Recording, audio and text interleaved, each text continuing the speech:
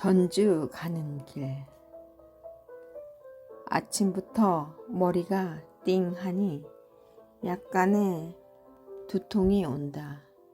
그래도 마음을 다 잡고 집안일에 분주하다. 식구들이 벗어놓은 옷가지들을 초벌로 손 세탁한 후 세탁기에 넣어 돌리고 약간의 식기들을 설거지로 마무리하고 구피들에게 먹이를 준다. 베란다에 여러 꽃들과 식물들이 흙이 말랐는지 확인하고 물을 준다. 환기를 시켜서 식물들에게 새 공기를 넣어준다. 막내딸 방을 정리하려 하는데 오늘은 웬일인지 가지런하게 해놨네. 어쩐 일이대? 침대 밑에 떨어져 있는 머리카락들을 테이프로 없애고 다시 거실로 나와 음식물 쓰레기와 마른 쓰레기를 버리러 나간다. 그러자 강아지 강이가 컹컹 짖으며 자신도 데리고 가라 한다. 하지만 전주 가는 길이 멀고 준비할 것도 많아 빨리 갖다 버리고 온다. 아침에 출근하면서 막내딸이 갈아놓은 해독 주스를 마신다. 그리고 어제 큰딸이 보내온 카네이션 꽃들 중에서 아버지 납골당에 가져갈 꽃 3송이를 골라내고 어머니께 드릴 꽃 5송이를 예쁘게 묶는다. 언제 꽃 사러 갈 시간이 없을 뿐더러 꽃도 아까워서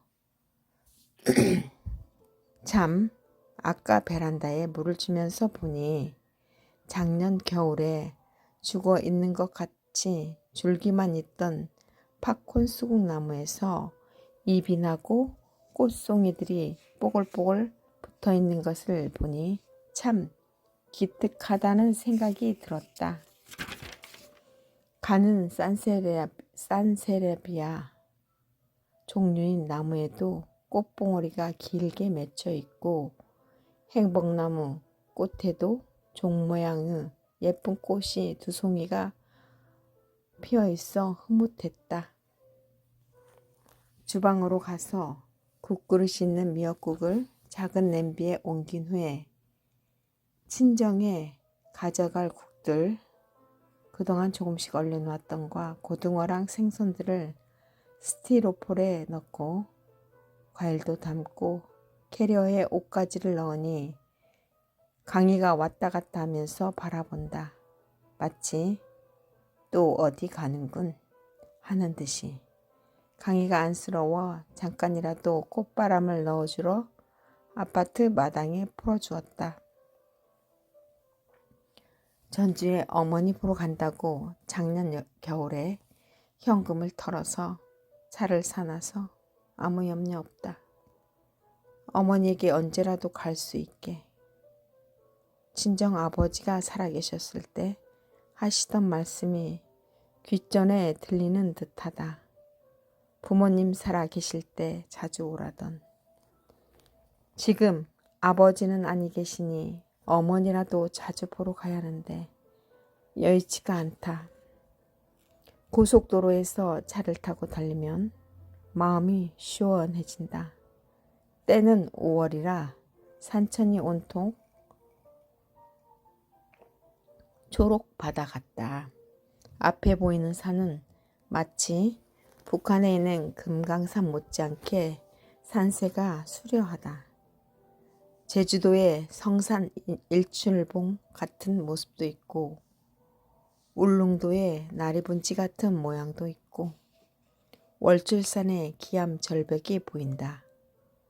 88 고속도로를 달리다 보면 거창 부분과 마이산 부분에 오면 아, 아름다운 대한민국이구나 하는 생각이 든다. 예전에 이집트 여행이나 이스라엘 여행 때는 차를 타고 가도 척박하고 황량한 땅이었는데 우리나라는 가도 초록빛들이 출렁거린다. 진한 초록, 연한 초록, 연하디 연한 연두색과 멀리 보이는 갈색 잎들도 보인다. 마침 아카시아 꽃이 고속도로 양옆으로 심어져 있어 부르다 못해 마치 숲속에 들어와 있는 듯하다. 그런데 안타까운 것은 운전 중이라 이런 멋진 풍경을 사진으로 남길 수 없다는 데 있다. 한창 아름다운 풍경을 흘낏 보는 것도 잠시. 고속도로를 차로 달리다 보면 졸릴 때가 온다. 그러면 마치 멀미약을 먹은 기분이다. 아무리 졸음을 몰아내려 해도 쉽지가 않다. 최악은 터널 안이다. 터널 안에 들어서면 더 몽롱해진다. 그래도 옆에 큰 트럭이 보이면 빨리 앞지르거나 뒤에서 달린다. 어떤 땐 내가 갑자기 죽을 수도 있겠구나 하는 느낌도 받는다. 한 번은 비가 엄청 내려 시야를 분간하기 힘든 적도 있었다. 그래도 속도를 줄이거나 멈출 수가 없는 게 고속도로 운전이다. 나는 문득 인생길이 아무리 힘들어도 죽는 날까지 살아야 한다는 생각이 든다. 한번 이 세상에서 사는 삶에는 스페어가 없기에 자기 자신이 헤쳐나가야만 하는 것이다. 물론 주님과 함께 하지만 겨우 어찌어찌해서 전주에 도착하면 곧바로 친정 아버지 납골당에 도착한다. 이곳에 도착하면 세상사 번뇌가 아무것도 아님을 절실하게 느낀다.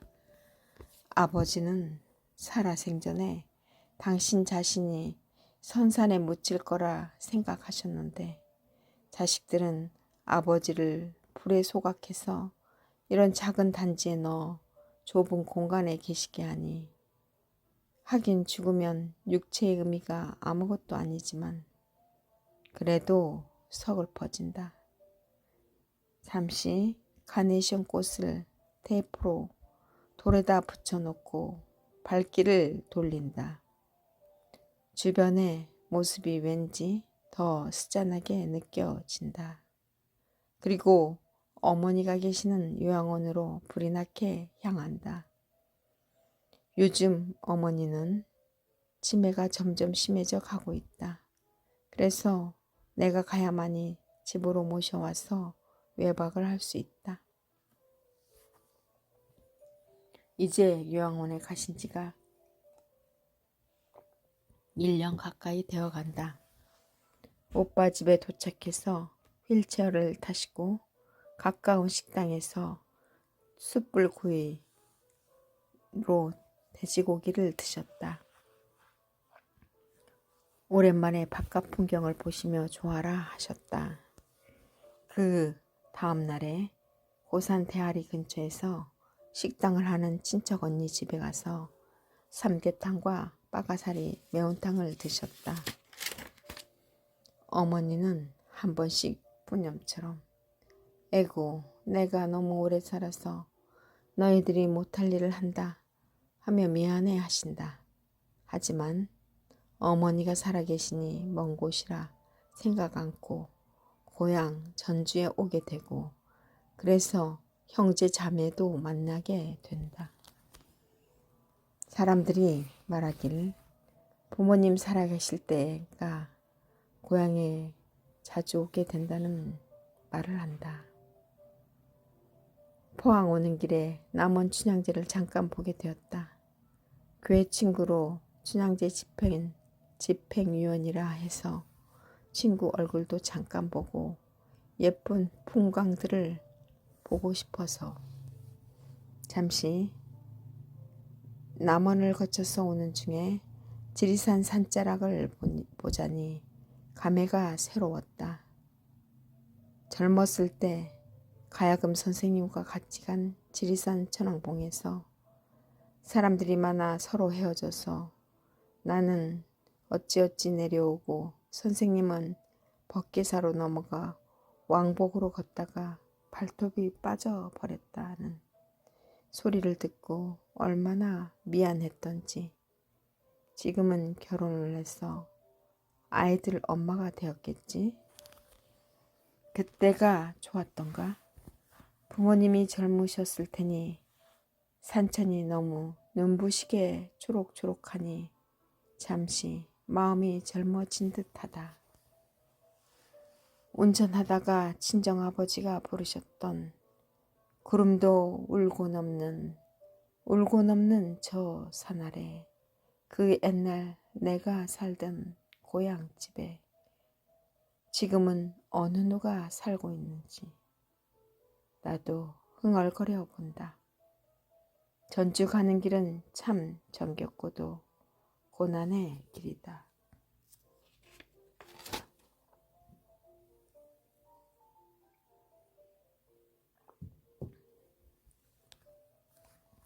고2 때 담임 선생님. 고2 때 담임 선생님은 남성미가 풀풀 풍기는 아로시티 출신의 건장한 분이셨다. 이목구비도 큼직하시고 키도 크셨다. 안경도 쓰셨던 것 같다. 그런데 체구에 비해 마음은 섬세한 분이셨다. 요번에 친정 갔다가 전주천을 걷다 보니 기전여고가 있었던 곳을 지나다가 고2 때 담임 선생님이셨던 수학 선생님이 생각나 웃음이 나왔다. 우리 반 교실은 하필 지하에 있었다. 다른 여고에 비해 두 발도 일찍 자율하였다. 교복 색깔은 옛날에 귀족색이라고 하던 자주색이었다. 옷은 허리가 약간 들어가 있으면서 앞에 하얀색 리본이 가늘게 메어져 있고 치마는 약간 일자형으로 된 자주색 치마였다. 멋내기 좋아하는 친구들은 타이트하게 고쳐 입었다. 그때 담임 선생님이 하셨던 말씀 중에서 하나님은 뭐라고 하시겠니? 어떻게 경건한 예배 시간에 도둑밥을 먹냐? 그 당시 난 학력고사를 처음 치른 세대로 무작위로 뽑힌 학교가 미션스쿨이라 매일 수업 전에 예배를 드리는 경건의 시간이 있었다. 그런데 아주 몇몇의 여학생들이 기도 시간에 도둑밥을 먹곤 했다. 또 다른 말씀 중에 나는 예전에 여학생들은 화장실도 안 가는 줄 알았다. 그런데 웬걸 깨끗한 거와는 거리가 멀어. 그렇게 말씀하셨다. 또 한 가지 이야기는 담임 선생님께서 연애 결혼을 하셨다 한다. 사모님이 도시락을 매일 싸주셔서 학교에서 점심을 드신다고 하셨다. 그런데 어느 날 밥을 조금 남겨 갔다고 한다. 그러자 사모님이 그 후로 밥량을 조금 적게 담아주어서 배가 고프시다는 것이었다. 얼마나 순수한 분이신가. 지금은 어떤 모습일까. 사모님과는 의사소통을 잘하고 계시는지. 고2 때가 힘들었지만 가끔씩은 그리워진다. 또 기전여고 가는 길을 빨리 가려 하면 전주천 강물을 가로질러 갈 수 있는데 마침 징검 다리가 있었다. 한 번은 급하게 건너려다 내 친구가 강물에 빠져서 옷이 젖은 채로 왔다. 수양버들이 축축 늘어져 있는 강변 가로수는 여름날의 시원함을 불러일으켰다. 또 바로 옆에 남학교인 신흥고가 있어서 뭔가 은밀한 눈짓들도 하는 친구들이 있었다. 이제는 할머니가 된 친구들이 있을 나이를 먹었으니 많은 시간들이 무심한 강물처럼 보인다. 지금도 여전히 수양버들이 늘어져 있고 그 밑으로 강물이 유유히 흐르고 있다.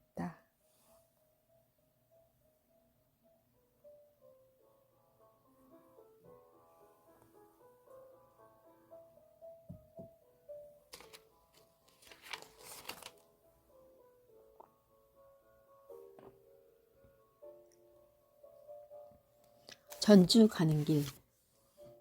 아침부터 머리가 띵하니 약간의 두통이 온다. 그래도 마음을 다잡고 집안일에 분주하다. 식구들이 벗어놓은 옷가지들을 초벌로 손세탁한 후 세탁기에 넣어 돌리고 약간의 식기들을 설거지로 마무리하고 구피들에게 먹이를 준다. 베란다에 여러 꽃들과 식물들이 흙이 말랐는지 확인하고 물을 준다.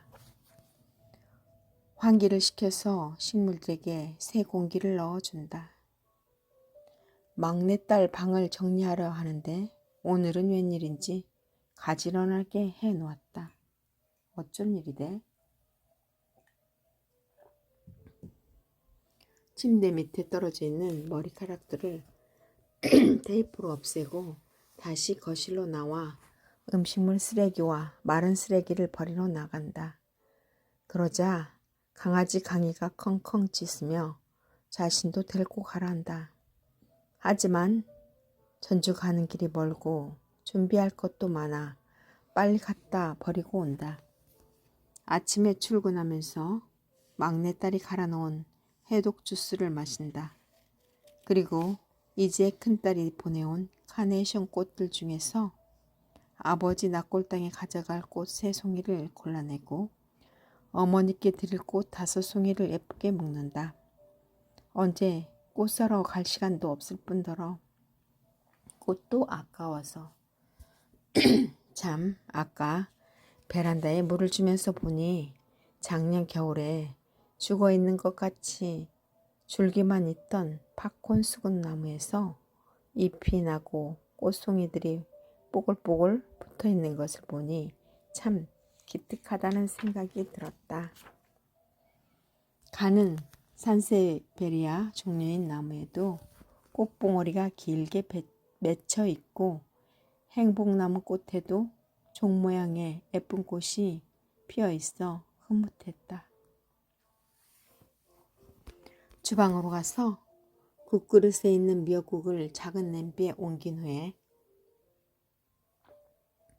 친정에 가져갈 국들, 그동안 조금씩 얼려놓았던 거와 고등어와 생선들을 스티로폼에 넣고 과일도 담고 캐리어에 옷가지들을 넣으니 강희가 왔다 갔다 하면서 바라본다. 마치 또 어디 가는군 하는 듯이. 강희가 안쓰러워 잠깐이라도 콧바람을 넣어주러 아파트 마당에 풀어주었다. 전주에 어머니 보러 간다고 작년 겨울에 현금을 털어서 차를 사놔서 아무 염려가 없다. 어머니에게 언제라도 갈 수 있게. 친정아버지가 살아계셨을 때 하시던 말씀이 귓전에 들리는 듯하다. 부모님 살아계실 때 자주 오라던. 지금 아버지는 아니 계시니 어머니라도 자주 보러 가야 하는데 예치가 않다. 고속도로에서 차를 타고 달리면 마음이 시원해진다. 때는 5월이라 산천이 온통 초록바다 같다. 앞에 보이는 산은 마치 북한에 있는 금강산 못지않게 산세가 수려하다. 제주도의 성산 일출봉 같은 모습도 있고 울릉도의 나리분지 같은 모양도 있고 월줄살의 기암 절벽도 보인다. 88 고속도로를 달리다 보면 거창 부분과 마이산 부분에 오면 아, 아름다운 대한민국이 있구나 하는 생각이 든다. 예전에 이집트 여행이나 이스라엘 여행 때는 차를 타고 가도 척박하고 황량한 땅이었는데 우리나라는 가도 초록빛들이 출렁거린다. 진한 초록, 연한 초록, 연하디 연한 연두색과 멀리 보이는 갈색 잎들도 보인다. 마침 아카시아 꽃이 고속도로 양옆으로 심어져 있어서 푸르다 못해 마치 숲속에 들어와 있는 듯하다.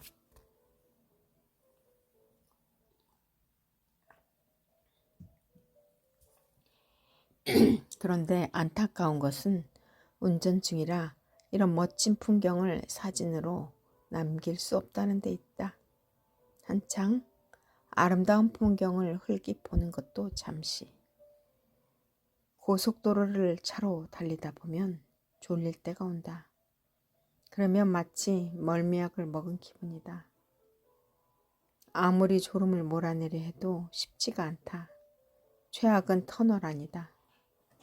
터널 안에 들어서면 더 몽롱해진다. 그래도 옆에 큰 트럭이 보이면 빨리 앞지르거나 뒤에서 달린다. 어떤 땐 내가 갑자기 죽을 수도 있겠구나 하는 느낌도 받는다. 한 번은 비가 엄청 내려 시야를 분간하기 힘든 적도 있었다. 그래도 속도를 줄이거나 멈출 수가 없는 게 고속도로 운전이다. 나는 문득 인생길이 아무리 힘들어도 죽는 날까지 살아야 한다는 생각이 든다. 한번 이 생에서 사는 삶에는 스페어가 없기에 자기 자신이 헤쳐나가야만 하는 것이다. 물론 주님과 함께 하지만 겨우 어찌어찌 해서 전주에 도착하면 곧바로 친정 아버지 납골 땅에 도착한다. 이곳에 도착하면 세상사 번뇌가 아무것도 아님을 절실하게 느낀다. 아버지는 살아생전에 당신 자신이 선산에 묻힐 거라 생각하셨는데 자식들은 아버지를 불에 소각해서 이런 작은 단지에 넣어 좁은 공간에 계시게 하니 하긴 죽으면 육체의 의미가 아무것도 아니지만 그래도 서글퍼진다. 잠시 카네이션 꽃을 테이프로 돌에다 붙여놓고 발길을 돌린다. 주변의 모습이 왠지 더 스산하게 느껴진다. 그리고 어머니가 계시는 요양원으로 불이 나게 향한다. 요즘 어머니는 치매가 점점 심해져 가고 있다. 그래서 내가 가야만이 집으로 모셔와서 외박을 할 수 있다. 이제 요양원에 가신 지가 1년 가까이 되어간다. 오빠 집에 도착해서 휠체어를 타시고 가까운 식당에서 돼지고기를 드셨다. 오랜만에 바깥 풍경을 보시며 좋아라 하셨다. 그 다음 날에 고산 대하리 근처에서 식당을 하는 친척 언니 집에 가서 삼계탕과 빠가사리 매운탕을 드셨다.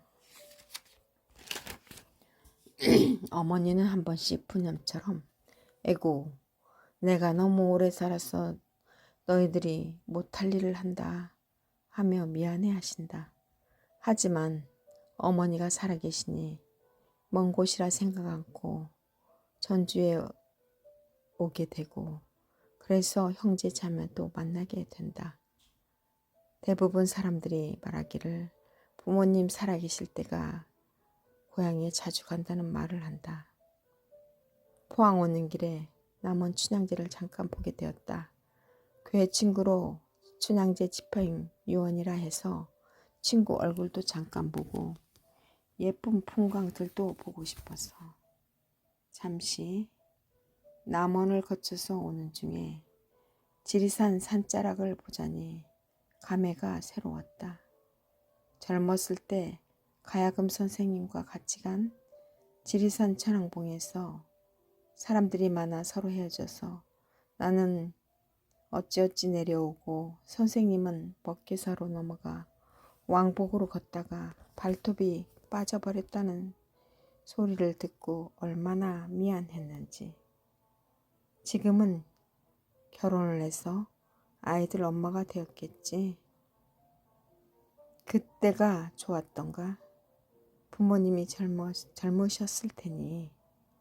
산천이 너무 눈부시게 초록초록하니 잠시 마음이 젊어진 듯하다.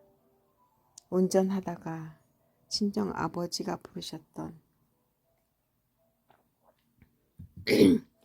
구름도 울고 넘는 저 산 아래, 그 옛날 내가 살던 고향집에 지금은 어느 누가 살고 있는지 나도 흥얼거려 본다. 전주 가는 길은 참 정겹고도 고난의 길이다. 고2 때 담임선생님은 남성미가 풀풀 풍기는 ROCG 출신의 건장한 분이셨다. 이목구비도 큼직하시고 키도 크셨다. 안경도 쓰셨다. 그분은 체구에 비해 마음은 섬세한 분이셨다. 요번에 친정 갔다가 전주천을 걷다 보니 기전여고가 있었던 곳을 지나다가 고2 때 선생님이 생각나 웃음이 나왔다. 우리 반 교실은 하필 지하에 있었다. 다른 여고에 비해 두 발도 자율이었다. 교복 색깔은 옛날에 기족색이라고 했던 자주색이었다. 옷은 허리가 약간 들어가 있으면서 앞에 하얀색 리본이 가늘게 메어져 있고 치마는 약간 일자형으로 된 자주색 치마였다. 멋내기 좋아하는 친구들은 타이트하게 고쳐 입었다. 그때 담임선생님이 하셨던 말씀 중에서 하나님은 뭐라고 하시겠니? 어떻게 경건 시간에 도둑밥을 먹냐? 그 당시 난 학력고사를 처음 치른 세대로 무작위로 뽑힌 학교가 미션스쿨이라 매일 수업 전에 경건의 시간이 있었다. 그런데 아주 몇몇 학생들이 기도 시간에 도둑밥을 먹는 경우가 있었다. 또 다른 말씀 중에 나는 예전에 여학생들은 화장실도 안 가는 줄 알았다. 그런데 웬걸 깨끗한 거하고는 거리가 멀어. 또 한 가지 이야기는 담임 선생님께서 연애 결혼을 하셨다 한다.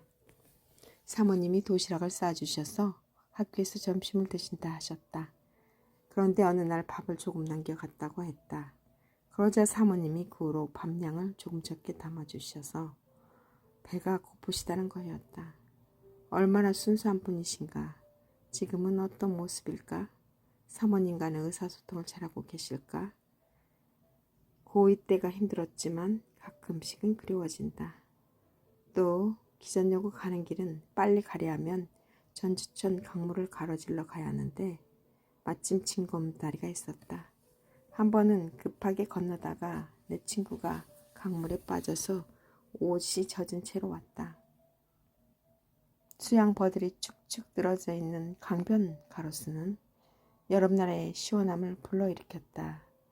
또 바로 옆에 신흥고가 있어서 뭔가 은밀한 눈짓들도 하는 친구들이 있었다. 이제는 할머니가 된 친구들도 있을 나이를 먹었으니 많은 시간들이 무심한 강물처럼 보인다. 지금도 여전히 수양버들이 늘어져 있고 그 밑으로 강물이 유유히 흐르고 있다.